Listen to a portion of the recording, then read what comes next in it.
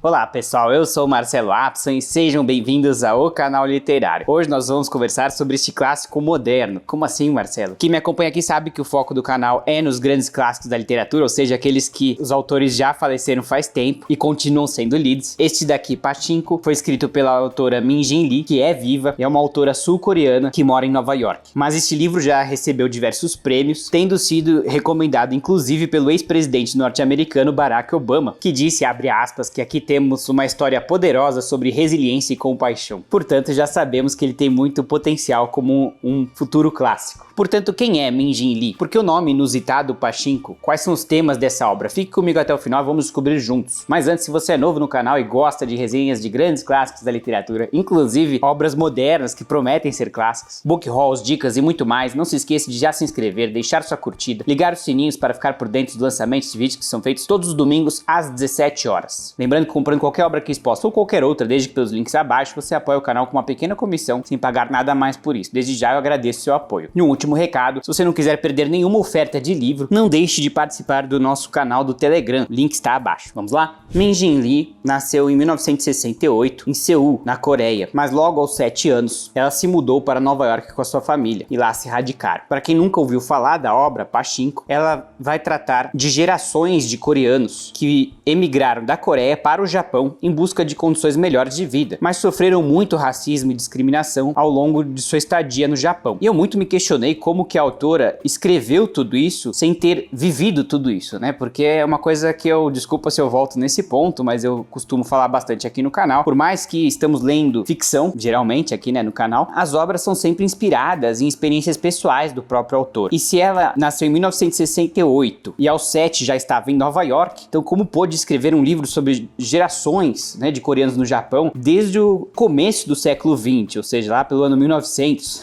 De fato, a autora escreve aqui, né, no pós-fácil dela, né, os comentários dela, de que ela não viveu tudo isso, mas ela entrevistou diversos coreanos que moram no Japão, ou moravam, né, lá em 2007. Ela acabou indo com o marido a trabalho para o Japão, ficou lá por 4 anos e de fato fez uma pesquisa impressionante, entrevistando diversos zainichi, né, coreanos que se radicaram no Japão. E ela naturalmente já conhecia as questões de racismo e discriminação, mas uma coisa é ler nos livros de história e outra coisa é colher todos esses depoimentos. E ela até relata alguns dos depoimentos que inspiraram várias histórias aqui no livro. Então você percebe que a autora, ela se preocupou em fazer uma pesquisa mesmo, em trazer histórias reais para dentro do livro. Eu acho isso sensacional, mostra realmente uma grande dedicação. E ela comenta que essa história aqui do Pachinko já estava assim na cabeça dela desde os anos 90, mas ela não sabia como atualizar isso, né, como colocar isso no papel. E aí surgiu essa oportunidade do marido ir pro Japão, ela acompanhou ele e lá eles fizeram toda essa pesquisa. A autora, ela é formada em história, também explica muita coisa. Em direito também, ela inclusive trabalhou como advogada por um tempo, mas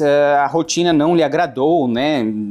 Advogados em Nova York, imagino eu, a gente vê essas séries americanas aí, quem que vê Suits aí, coloca aí nos comentários. Ambientes tóxicos, né? Horas em excesso, né? Não é das 9 às 5, né? Como eles falam em inglês, 9 to 5, né? Então ela acabou indo pra escrita e ela teve muito sucesso, tem muito sucesso como autora. Inclusive, a série Pachinko foi adaptada na Apple TV. Eu comecei a ver, mas é que na verdade eu não tenho Apple TV, tá, pessoal? Vim na casa de um amigo, vi o primeiro episódio, eu queria até assinar, tá, pessoal? Mas precisa ter um Apple e eu hoje em dia só uso Android, então nem sei como assinar, eu nunca vi isso, né? Eu quero assinar o negócio e não posso. Mas se vocês viram a série, comentem aí que eu quero escutar de vocês. Eu vi o primeiro episódio e gostei bastante. Mas afinal, Marcelo, o que é um Pachinko, né? E o que trata essa história? Acho que vamos começar do começo, né? Perdoem o pleonasmo. O que é um Pachinko, né? O Pachinko é uma máquina típica de cassinos, digamos assim, japoneses. Acho que é um jogo que acabou não saindo muito daquela região, talvez seja jogado na China e na Coreia também, eu não sei. No Japão com certeza, eu mesmo já visitei em 2011 o Japão e eu vi uma casa de Pachinko. E é um jogo meio banal, vamos assim dizer. Não há muito o que você fazer. Você pega bolinhas e joga na máquina e as bolinhas vão caindo e batendo como se fosse o pinball. Só que você não tem nenhum domínio sobre as bolinhas. Você só vê elas batendo e caindo. Se elas caírem nos lugares certos, acho que você nem ganha dinheiro, você ganha mais bolinhas. Cada bolinha custa centavos. Então a grande vantagem do pachinko é que a pessoa pode ficar lá o dia inteiro sem gastar muito dinheiro. Naturalmente que ela vai perder, é um cassino como qualquer outro, as chances são sempre mais para perder do que para ganhar. Isso inclusive é discutido no livro, mas é realmente um jogo onde você não tem quase nenhuma ingerência, como por exemplo também uma roleta, né, ou uma caça-níquel, né? Você só puxa a manivela e ali ainda acho que você pode talvez escolher onde vai parar, né, tentar assim, mas no pachinko tudo que você pode fazer é recolher as bolinhas e colocar. Afinal, né, então o que tem a ver o pachinko com a história? Bom, o pachinko é quase um personagem da história, a gente vai ver vários personagens trabalhando em pachinkos, ele também tem um conceito maior, mas aqui na parte filosófica, digamos assim, o pachinko representa a vida de uma certa maneira aqui, né? Porque a gente vai ver muitas aleatoriedades, eventos inesperados, inexplicáveis, né? E o pachinko ele representa exatamente isso, uma aleatoriedade onde você não tem nenhuma ingerência, né? Um pensamento até um tanto nihilista, mas é um dos temas da história que aqui a gente vai acompanhar gerações de coreanos que vão se radicar no Japão e naturalmente que a vida vai lhes mandar muitos eventos aleatórios, alguns bons, mas talvez a maioria ruins. Então o pachinko é uma espécie de metáfora para a vida. E como a gente vai ver, o grande problema desses coreanos no Japão vai ser o racismo. Os japoneses jamais vão aceitar o coreano como um conterrâneo, como alguém igual. O coreano geralmente ele vai estar lá em condições muito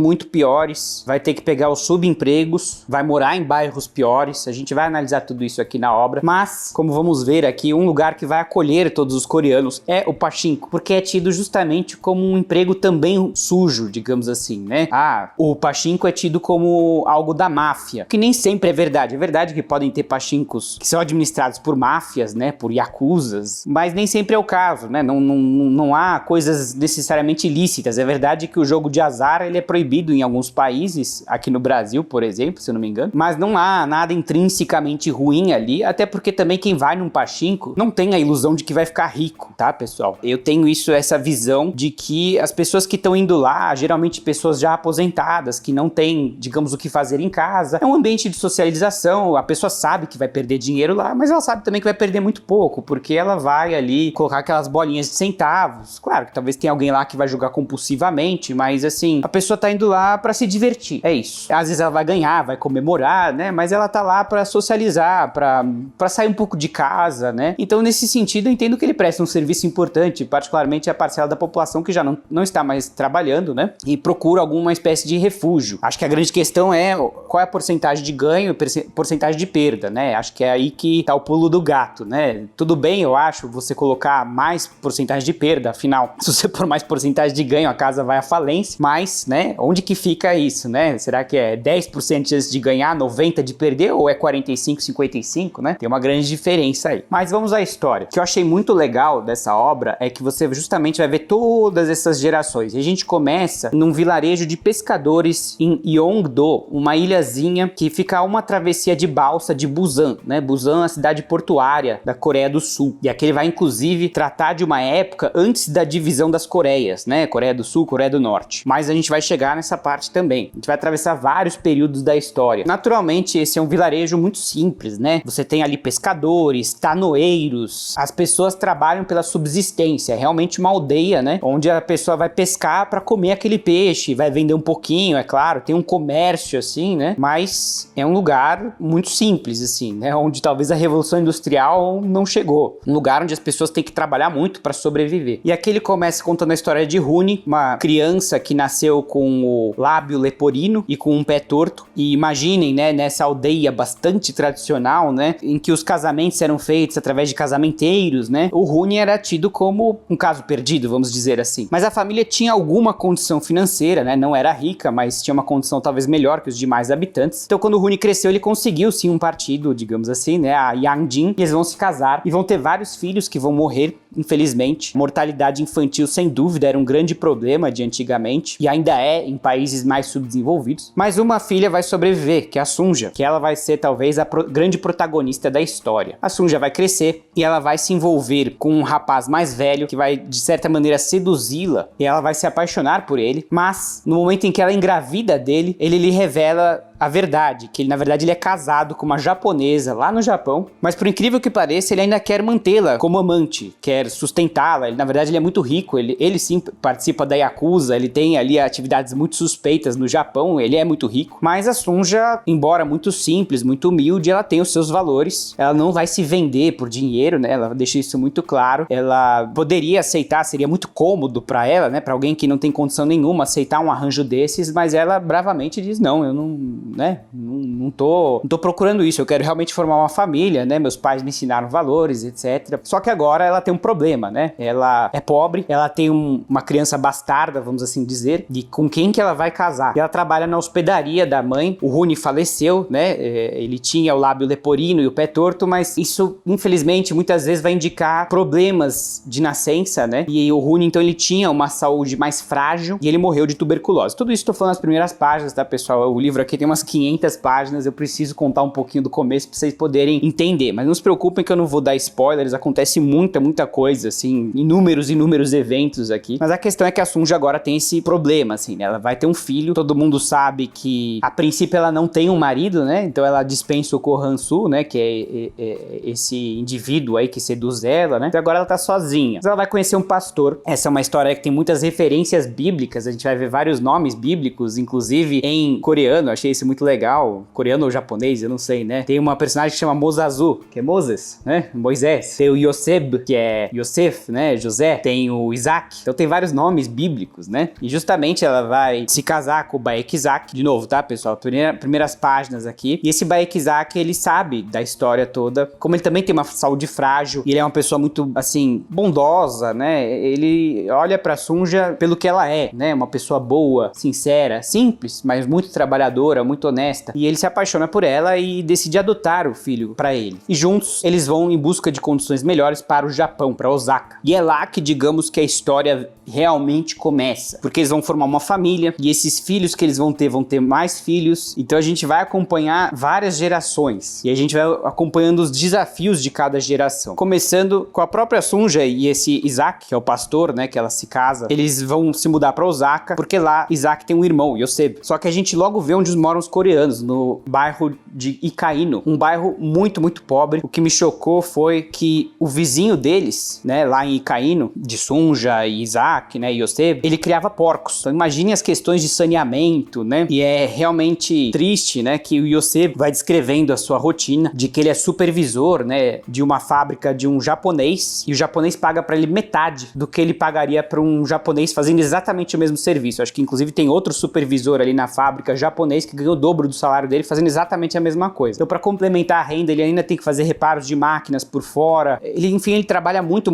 pra ganhar pouco. Esse pouco ainda é mais, talvez, do que a média, né? Então ele, inclusive, comprou uma casinha muito simples lá, onde mora toda essa família aumentada, digamos assim. E o Yoseb, ele é casado com Kyung-hee, e eles não têm filhos. Então, pra eles, é uma grande alegria, né? O Isaac e a Sunja, e trazem esse novo filho. Eu não vou nem falar o nome dele pra vocês descobrirem na obra. Inclusive, eles vão ter mais filhos. Então, eles vão, de certa maneira, também criar os sobrinhos como filhos, né? Porque eles não têm filhos. E eles eram muito sozinhos, particularmente a Kyung-hee, que ficava em casa, né? A gente vai ver um pouco da questão do machismo também. A mulher tinha que ficar cuidando da casa, não podia trabalhar, né? E pelo menos a Sunja fazia uma companhia pra Kyung-hee. Mas naturalmente que elas vão precisar trabalhar, a fome vai falar mais alto, né? Então elas vão trabalhar com as comidas típicas coreanas, o que eu acho muito legal, o kimchi. Eu fiquei com muita vontade de conhecer as comidas coreanas. Eu confesso que eu sou bem ignorante nesse aspecto, mas eu fiquei com muita vontade, assim. A gente percebe que a autora é muito orgulhosa de suas tradições coreanas e eu acho isso muito legal. Inclusive, eu adoro aprender sobre outras culturas, e aqui é um prato cheio, né? E não só de cultura coreana, mas de história da Coreia e do Japão, porque aqui essa família vai ficar no Japão indefinidamente e vai atravessar todos esses períodos, né, da história, a Segunda Guerra. A gente vai vendo todo esse racismo e discriminação com os coreanos. Um fato que eu não falei também é que, voltando um pouquinho para trás, em 1910, a Coreia anexou o Japão. Isso é mostrado em grandes detalhes na série do primeiro episódio, né, do Pachinko, eu vi, né, no Apple TV, em que a polícia japonesa, ela pode fazer o que bem entender, né, com os coreanos ali. Ah, esse aqui é um traidor da pátria, então vai lá e julga ele, né,